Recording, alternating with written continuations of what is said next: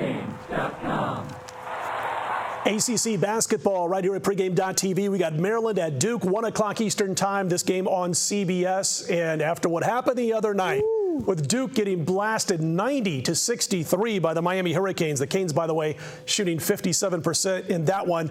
You know the Cameron Indoor crazies are going to be a little crazier. I would have loved to have been a fly on the wall and listened to what Coach K had to say to his team after they got blasted by the Hurricanes. VR, it could have been worse. I was looking at the box score the other night. Miami was 15 for 27 at the free throw line. It could have been worse than a 27-point win. Yeah, here's the thing. When you look at Duke, who, let's face it, they're a top 3 team.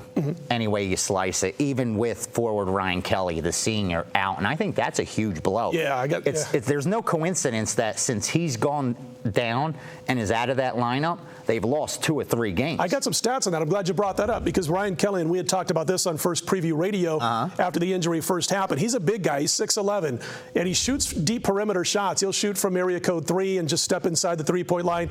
And at 6'11", he forces a defensive big to come out and guard him, which opens up the paint a little bit more for Mason Plumlee. And Mason Plumlee's stats, I wrote these down in that 3-game run where you just, like you said, they're 1 and 2 in those 3 games without Ryan Kelly. He goes from being about a 60% shooter, Plumlee, with Kelly, to 19 for 45, 42% his last 3 games, which means they're able to pound it inside. The defensive teams able to pack it inside and give Plumlee a lot more trouble than what he was seeing when Ryan Kelly was out there. And I also think when you look at Duke, who remember, this is an academic university first and foremost. And when you look at that roster, even though when you look at the starters and you got Plumlee, Cook, Curry, these are guys that have been there and played for the program for a while. When you look at that bench, coming in for Kelly are freshmen. They're not guys that have been tested yet. So I think that's been a little bit of a problem.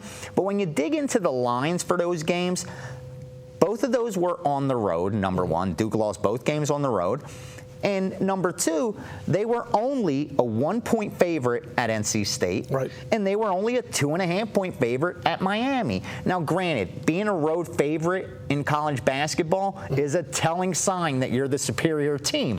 But still, they weren't in games that the betting market suggested should have been Duke one-sided blowouts. And that's why I think maybe this is a little bit of a overreaction as far as the line being that low. I made my line closer to 16. Yeah, when we came down to do the show, I was wondering who you were going to go with here, and I thought, man, I'm looking at this as a 15 or 16-point line as far as my power rating is concerned. So when you said basically the same thing, thinking that the line was short, I'm sitting there all the way before the lines came out thinking, man, you're going to have to lay a premium with Duke. But I don't think you do. I think it's a very fair line if you like Duke. I agree. And if you look at the history of this series, they've played 10 times since 2009. It's a lot of times in a span of 3+ years. Duke's 9-1 straight up, but also 7-3 against the spread. They've won those games by an average of 17.2 points. So they've had no problem with Maryland. And when you look at Maryland, Maryland's one of those teams that I really think if these kids stay in the program over the next 2 years, Maryland's going to be real competitive in the ACC because they only have 2 seniors and 1 junior on that roster. When you look at the 5 starters, you got 2 freshmen, 3 sophomores. So here's a team that I also think is going to get better when March gets here. This is a team you may want to look at in the tournament, exactly, because now all of a sudden those sophomores like Wells, Faust, Len, they're going to be more or less juniors. And the freshmen of Allen and Mitchell, they're going to be more or less sophomores. But right now it's just too early, and you called it perfectly. The Cameron Crazies, Duke coming off losing 2 of 3 games. Someone's got to pay for that, and it's going to be Maryland, man. I'm sorry. Duke in a blowout. Put the kids to bed. If you like looking at this Duke game, I was looking at the guards, and I knew they weren't playing well. I was kind of paying a little bit of attention to that game when it was on TV the other day against Miami. But Seth Curry, Quinn Cook, Tyler Thornton, the 3 guards, they were 1 for 29. Yeah, it was like a perfect storm. It was. And it just they get blasted. But Maryland, the last 5 games, guys, they're averaging about 55 points per game. How about 9 assists per game in the last 5? Turning the ball over 16 times per contest.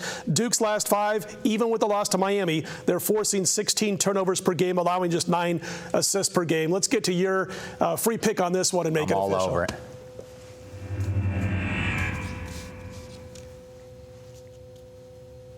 I'm going to have to go with the chalk here. Once again, I'm going to have to drink water throughout these videos. I've been eating too much chalk today. But the bottom line is this. Sometimes the line is just a little bit too low, even at double digits. And I really think Duke should be about a 15, 16-point favorite. Scott agrees with that, even with the Kelly injury. When you look at Duke, yes, they've lost 2 of the last 3 games, but they were only a combined 3.5-point favorite in those 2 road games. So it's not games that were supposed to dominate. And at the end of the day, when you look at the strength of schedule, which is a telling sign, Duke, according to Ken Pomeroy, whose stats I trust and a lot of college basketball handicappers do as well, he has Duke as having the #1 strength of schedule in all of college basketball. When you look at Maryland, they're closer to 300, so don't let the records fool you. Lay the chalk, drink some water when you do so. I like Duke. Just what the doctor ordered, I think, for the Blue Devils. Back them, take the points. I mean, lay the points, lay it, and drink a lot of water. And if you got a book that you can take them, take them. When we come back, we've got West Virginia at Oklahoma State, little Big 12 basketball. I'll have a pick on that. Stick around for that and more right here at pregame.tv.